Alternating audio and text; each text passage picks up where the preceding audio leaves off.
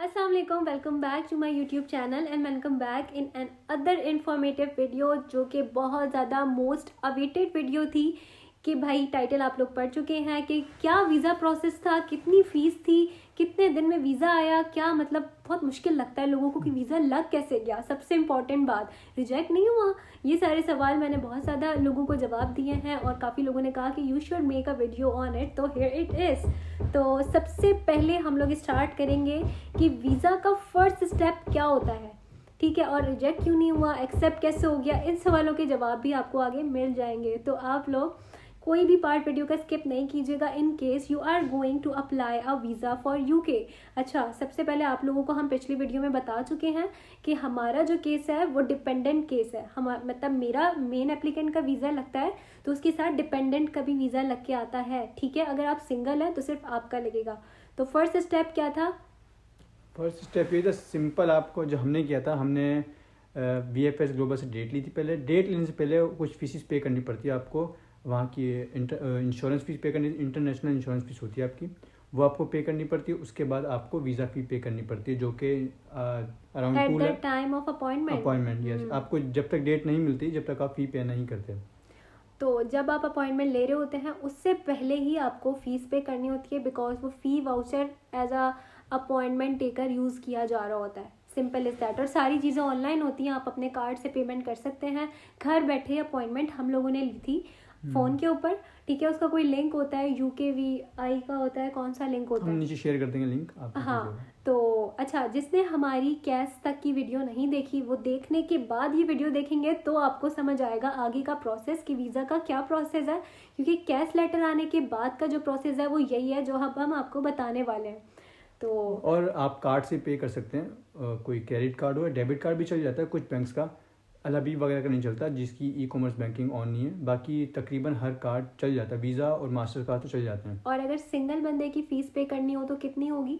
Visa fees और insurance fees. अच्छा, visa single both. अगर आपको डेट लेनी है तो आपको सबसे पहले इंश्योरेंस फीस पे करनी है जो कि अराउंड 2 लाख है पाकिस्तानी। दोनों और नहीं, 1%। एक बंदे की 2 लाख 1% टोटल फी जो है आपको अपॉइंटमेंट लेना है अगर स्टैंडर्ड की मास्टर्स के लिए 1 ईयर के लिए, क्योंकि आप अगर दूसरे 3 ईयर्स के लिए जाते हैं तो आपको इंश्योरेंस फीस ज़्यादा देनी पड़ती है। हम मास्टर्स के लिए गए थे तो हमने 2 लाख की थी इंश्योरेंस फीस और 1 लाख हमने की थी वीज़ा फीस। तो 2 लाख एंड 1 लाख, ये आप एक बंदे की बता रहे हैं। और अगर 2 बंदों की होगी तो 4 लाख एंड 2 लाख, ठीक है। और इंश्योरेंस फीस बेसिकली क्या होती है, आपके यहाँ पीछे बैक हैंड पे एक मेडिकल सपोर्ट होता है। इनकेस आपके साथ कोई इंजरी हो जाए, कुछ भी हो जाए, तो ये आपको एज अ सेफ हैंड रखने के लिए होता है कि आप दूसरे कंट्री में जाके आपके पास आपका मेडिकल बैकअप हो, तो ये इसलिए होता है।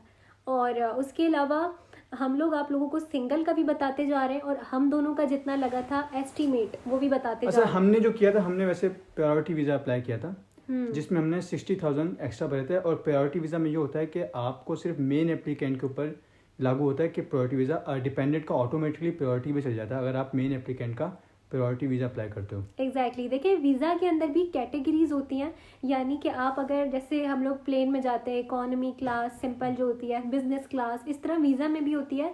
सबसे नॉर्मल वाला वीज़ा होगा तो वो नॉर्मल पासपोर्ट और NIC की तरह लेट आएगा। उनका टाइम पीरियड अप्रोक्स होता है, मंथ में आ जाए 25 डेज, 15 डेज, कम से कम 15 डेज और मैक्सिमम महीना आप लग जाता है आराम से। और अगर प्रायोरिटी है तो वो विद इन अ वीक आ जाता है, क्योंकि वो हमारा वीज़ा तो आ गया था 5 डेज के अंदर। बिल्कुल। और प्रायोरिटी वीज़ा के अंदर आपको जो फीस इसने बताई है 60,000 की, वो सिर्फ आपको मेन कैंडिडेट को पे करनी होती है, डिपेंडेंट वाले को डिपेंडेंट का कोई ऑप्शन नहीं होता प्रायोरिटी वीज़ा का, वो ऑटोमेटिक प्रायोरिटी होता है अगर आपका मेन एप्लीकेंट ये सर्विस लेता है। एग्जैक्टली। तो मैंने क्योंकि प्रायोरिटी वीज़ा अप्लाई किया था तो इनका जो वीज़ा था वो मेरे साथ ही आ गया था विद इन अ वीक, ठीक है। और हमने इसके अलावा अच्छा एक और मेन चीज़ आ जाती है, इन केस आप कहते हैं कि यार हमने अपॉइंटमेंट ली और हम जा नहीं पाए तो हमारी क्या फ़ीस वेस्ट हो गई, तो ऐसा बिल्कुल भी नहीं है।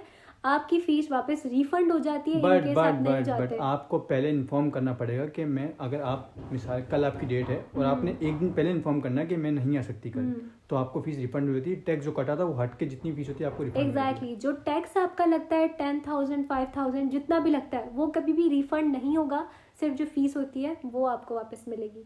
और उसके अलावा सबसे इम्पोर्टेंट बात, लोगों का वीज़ा जो है वो रिजेक्ट भी तो होता है। रिजेक्ट तो नहीं होता, लेकिन अगर आपके सारे डॉक्यूमेंट्स ओरिजिनल हैं, क्योंकि वो स्कूटनी होती है, उनका कोई प्रोसेस होता है जिसमें वो स्कूटनी करते हैं, सारे डॉक्यूमेंट्स चेक करते हैं, आपके वेरीफाई होते हैं। वैसे भी आपको जब कैश लेटर मिल जाता है तो वहाँ पे स्कूटनी हो जाती है, लेकिन एम्बेसी अपनी तरफ से भी स्कूटनी करवाती है। आपका जो स्टेटमेंट आपने दी होती है वो बैंक से वेरीफाइड होती है। अगर फेक स्टेटमेंट है, कोई भी अगर फेक डॉक्यूमेंट है, तो ही आपका वीज़ा रिजेक्ट होगा, या आपके जो आपने डॉक्यूमेंट जमा करवाए हैं उसके अंदर थोड़ी सी भी आपने जो स्टेटमेंट दी है इधर उधर, अगर 1000 पे 2000 का फर्क भी आ गया ना पाउंड्स के हिसाब से जो आपको स्टेटमेंट कही, तो आपका वीज़ा रिजेक्ट कर देते हैं डायरेक्ट। वही फाइनेंशियल स्टेटमेंट जो कि हमें बैंक अकाउंट वाली शो करानी होती है, he is talking about that one.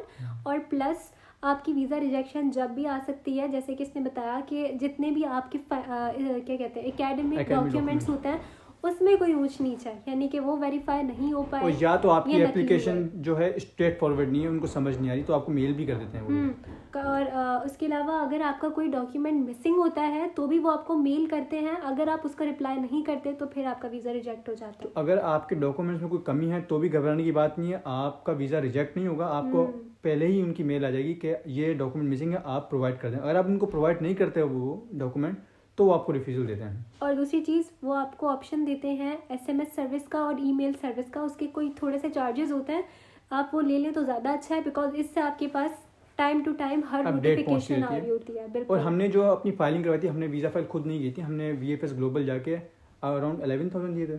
Exactly 11,000 दिए, उनसे वो फाइलिंग करते हैं कि किस तरह फाइल लगानी है, क्योंकि फाइल लगने के तरीके होते हैं, कौन सा डॉक्यूमेंट ऊपर है, कौन सा डॉक्यूमेंट नीचे है। तो बेटर ये कि आप VFS अगर स्कैन करना, ये सारी अगर आपको चीज़ें बहुत आपके कंसल्टेंट नॉलेज है या आपको कंसल्टेंट से करवा लें, या VFS ग्लोबल जो है 11,000 दें उनको, वो खुद कर देना वीज़ा फाइल।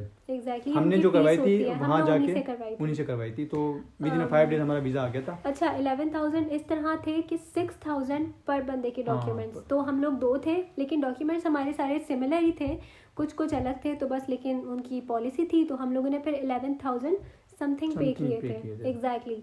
तो इस तरह से हमारा वीज़ा जो है वो आ गया था विद इन अ वीक। हम लोगों को मैसेज आया, 2 दिन बाद हम लोग गए, हमने अपना वीज़ा कलेक्ट किया, और वीज़ा कलेक्शन का आई गेस हमने एक व्लॉग भी लगाया हुआ है, तो उसमें आप लोग देख सकते हैं कि हम लोग किस तरह गए, क्या हुआ। बड़े मज़े का व्लॉग है, यू शुड वॉच दैट, और जिन्होंने देखा हुआ है उनको तो पता होगा।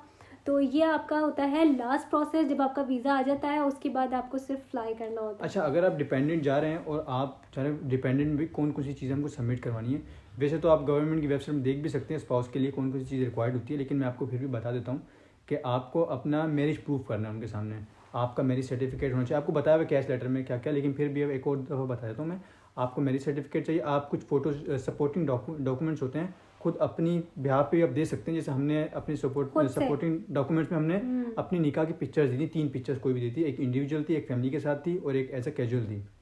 तो हमने 3 पिक्चर जमा करवाई थी एज अ सपोर्टिंग डॉक्यूमेंट। अच्छा, सपोर्टिंग डॉक्यूमेंट वो कभी भी आपसे मांगेंगे नहीं, you should have research about that, और ईदर आस्क योर कंसल्टेंट कि कौन से सपोर्टिंग डॉक्यूमेंट्स हैं जिससे हमारा केस स्ट्रॉन्ग हो सकता है। तो क्योंकि जितना स्ट्रेट फॉरवर्ड केस होगा उतनी जल्दी वीज़ा लगेगा। मिसाल उनको अगर आपकी मैरिज पे शक भी होता है तो आपको मेल कर देंगे कि आपको हमको और डॉक्यूमेंट्स चाहिए। जैसे आपसे कभी कभी वो भी मांग लेंगे FRC, कि आप FRC फैमिली सर्टिफिकेट होता है, भूल गया फुल फॉर्म, बट कभी FRC निकाह सर्टिफिकेट तो देना ही देना है। अगर आगे आप सपोर्टिंग डॉक्यूमेंट्स दे देंगे तो आपका केस अच्छा हो जाएगा, स्ट्रॉन्ग हो जाएगा, कुछ बिगड़ेगा नहीं। तो 1-2 भी चलते हैं, ज़्यादा देना चाहें वो भी आपकी मर्जी है, but that is actually a proof you are giving them. जैसे हम लोग मैथ में एक प्रॉब्लम सॉल्व करते हैं तो एक सॉल्यूशन होता है, लेकिन हम क्या करते हैं, थोड़ा सा टीचर को इम्प्रेस करने के लिए नीचे और लिख के दूसरा सॉल्यूशन भी कर देते हैं। तो इस तरह केस अच्छी तरह समझ में आया था। Simple as that.